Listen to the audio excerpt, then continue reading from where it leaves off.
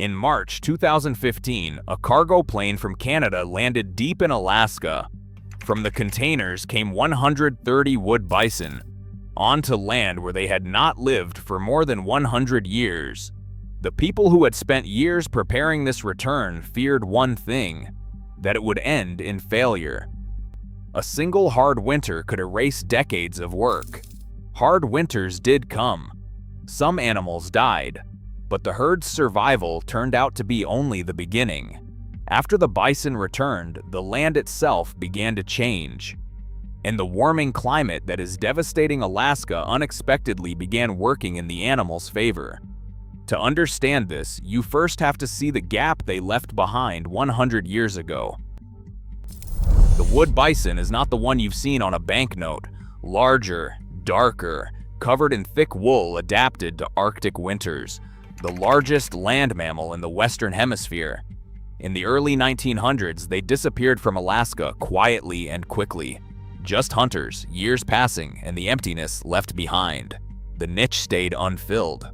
The entire ecological role of the wood bison, a large herbivore shaping the landscape, trampling marshes, fertilizing the ground, remained vacant. No other species took its place. The idea of bringing them back surfaced in the 1990s. A resident of Fort Yukon told biologist Bob Stevenson that his mother remembered bison near the village. Stevenson began collecting oral histories.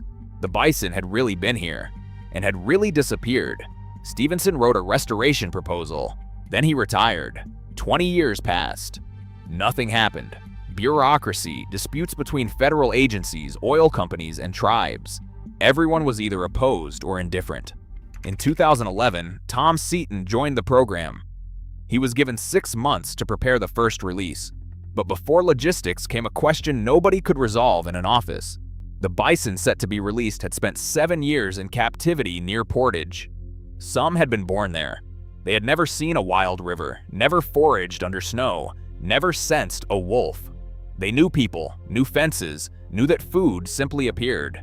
Skeptics said openly, "These animals are no longer wild. They will not survive." Seaton thought otherwise. He had watched these animals for years, knew their temperaments, their strength, how they responded to open space. The question was how exactly to get them there. To bring back an American species, they had to go to Canada. At Elk Island National Park in Alberta, 50 kilometers from Edmonton, sits the world's only genetically pure population of wood bison. For decades, Canadian biologists had isolated these animals from disease, kept stud books, and controlled every birth. It is the genetic bank from which wood bison are restored today around the world, in Russia, in Canada, and now in Alaska. But how do you transport 130 bison to a place with no road leading to it? First, by truck. 100 animals from Alaska, where they had lived for years at the Alaska Wildlife Conservation Center near Portage, were loaded into special steel containers and flown by cargo plane to a gravel airstrip in Shagaluk, a village of 130 residents sitting directly on the banks of the Innoko. Then, by barge. 30 bulls separately. Down the Tanana River, then the Yukon, then the Innoko, to the most remote point in Alaska where nobody would disturb them. Inland Barge gave a $13,000 discount on this bison odyssey. Linden Transport cut $100,000 off the cost of the flights. Safari Club International donated another $100,000 as matching funds for federal grants. But the strangest part of the logistics happened neither in the air nor on the water. In the winter of 2014 to 2015, residents of the villages of Shagaluk, Grayling, Anvik, and Holy Cross went into the forest and began building a holding pen. In the snow, by hand. The fence was anchored to trees rather than posts to prevent injury to the bison. No straight angles, only smooth curves. 100 acres of fenced forest and meadow. Seaton would later call it his strongest memory from the entire project. All these men and women working in unison as a team in the forest and snow with a shared dream about bison and excitement for the future. An American species was being brought back by an entire community using Canadian genes. 2 weeks after the release, in April 2015, Tom Seaton was flying over the Innoko. He was tracking radio collars. The bison had scattered widely. Some had moved 16 miles northeast of the release point. Seaton followed the signals, narrowing his circles over the sedge meadows. But amid the grass, he suddenly spotted something, a small reddish-orange shape beside a dark brown female. It was the first calf born in the Alaskan wild in more than 100 years. He had found it by chance, simply doing his routine work. I was struck by this incredible feeling that I was witnessing the beginning of Alaska's first wild wood bison herd in more than 100 years, Seaton would later say. Over that first summer of 2015, 16 calves were born. Bison that had spent their entire lives behind fences with supplemental food and shelter went out onto wild land and immediately began reproducing.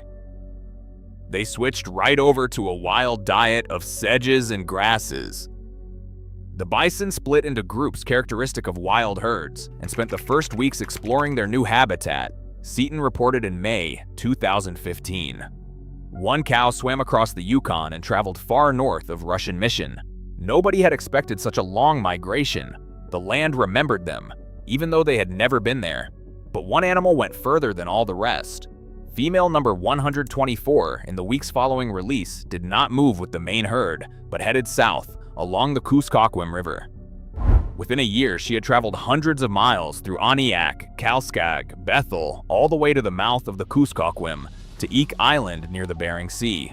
Residents of dozens of villages photographed her and reported her coordinates to biologists. 98% of the herd stayed within 50 miles of the release point. One went to the ocean. Nobody can explain why. But the land was not simply waiting. In the winter of 2017 to 2018, snowfall arrived a month later than normal. The sedge meadows where the bison grazed were covered by a thick crust of ice. The bison could not reach the grass beneath the ice. Their technique of pushing snow aside with their muzzle, which works excellently with soft snow, proved useless against ice. The herd began dying. By spring of 2018, the population had fallen. After that, there was another hard year in 2020. And then a paradox occurred. The winter of 2021 to 2022 proved catastrophic for nearly everything living in Alaska's interior. Up to 40% of moose and caribou died in some areas. Seaton flew in February to check on the bison and found them in the best condition of any year on record. His words from that flight were, "Phenomenally good body condition and extremely fat." 100% of the calves from the summer of 2021 survived to midwinter, a rarity for any wild Alaska population. In a year when everything around them was dying, the bison thrived. The following winter erased all of that. Seaton could not get into the Innoko. The weather would not allow it. He tracked the herd remotely, through radio collars and through reports from local residents. Signals went quiet. He waited for a weather window. When he finally flew in, he counted. He would call the winter of 2022 to 2023 the harshest late winter conditions in a century. Of the 150 bison counted in the fall of 2022, only 72 remained by summer of 2023. Half the herd had died in a single winter. This was the moment the program could have been shut down and declared a failure. Brian Ridley, chair of the Tanana Chiefs Conference, an organization representing 37 Alaska tribes, said openly, "Weather has to play a role in your management. You can't just say it doesn't affect you. Releasing 100 animals and saying, well, they might all die, doesn't sound like sound management."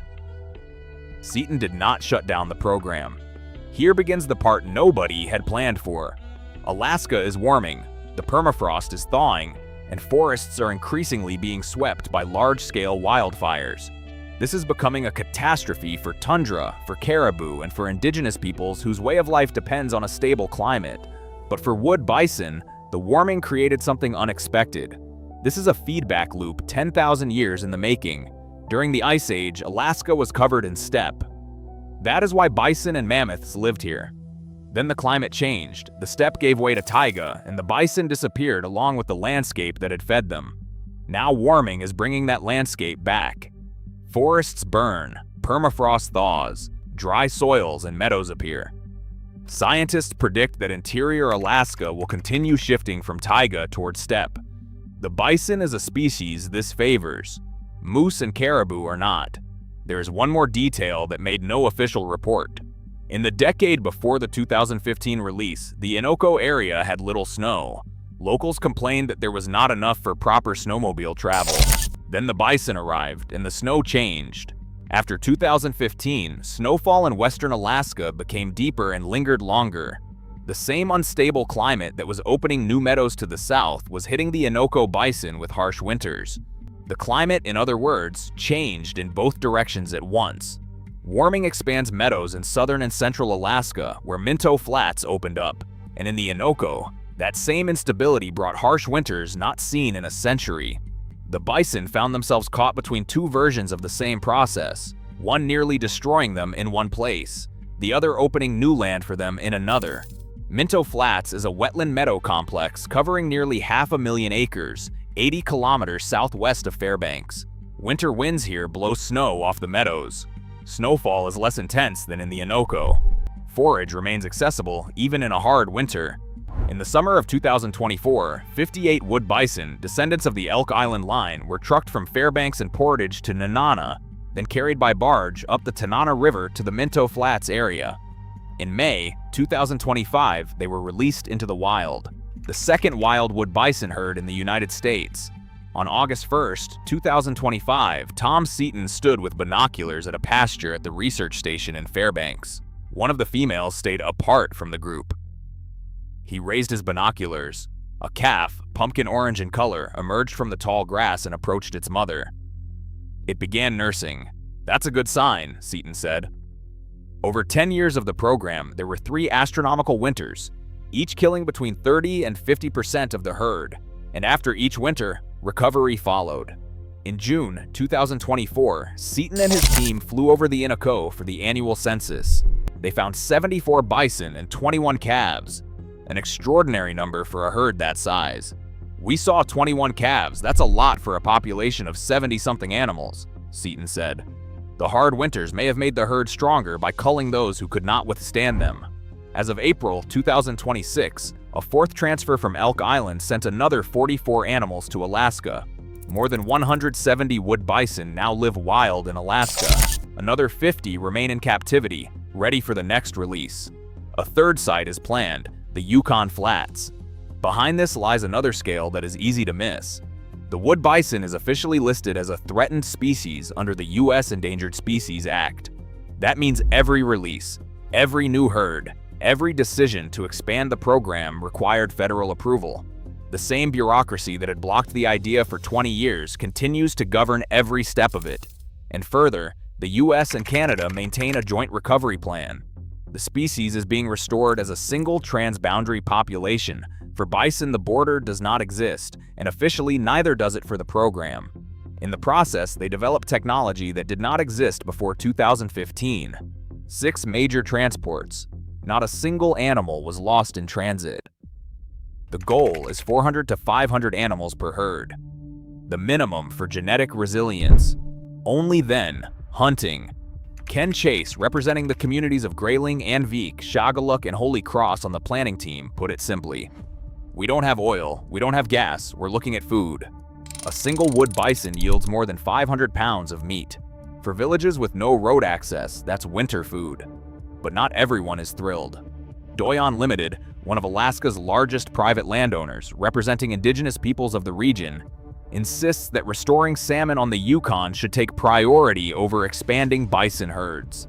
The Tanana Chiefs Conference voted unanimously in 2024 against releasing bison into the lower Tanana area. Their argument is that the environmental assessment was written more than a decade ago and does not account for current conditions. "We're being bypassed or ignored," said Tanana Chiefs Conference Chair Brian Ridley. And yet, something is already changing on the land itself. Bison everywhere act as ecosystem engineers. They trample mud wallows that become temporary ponds for amphibians, fertilize soil with dung, and graze young vegetation before other species can, extending the season of fresh shoots for months. In Yellowstone, bison effectively prolong spring for themselves by continually mowing the grass. The Innoko and Minto Flats herds are still too young for scientists to observe the same effect here, but for the first time in a century, Alaska has a species capable of doing it. The question is whether there will be time to see it. The tundra keeps changing. Nobody knows what Alaska will look like in 50 years or whether it will still suit herds that have only just begun to appear. On May 13, 2025, the gate of the Minto Flats enclosure opened. 61 bison walked out onto the meadow, including one calf born right in the pen a week before release, the second wild herd in the United States, the first outside the Innoko. Tom Seaton stood nearby, the same man who a decade earlier had driven a snowmobile across a frozen river without looking back.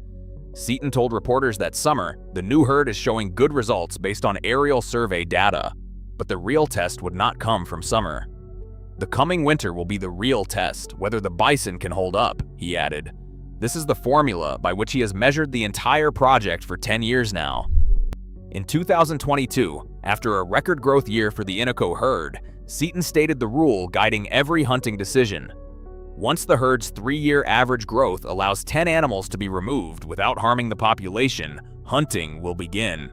If the next 5 years bring good winters, he said then, it will probably happen. 5 years have passed. The winters were not good. The Innoko herd lost half its size in the single winter from 2022 to 2023 and has been recovering gradually since, 21 calves at a time.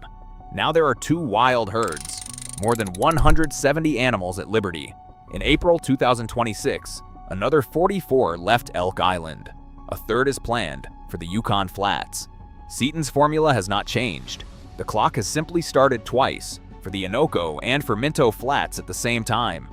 How much longer to wait depends on this winter, the one that has just begun out there, beyond the window while someone watches this.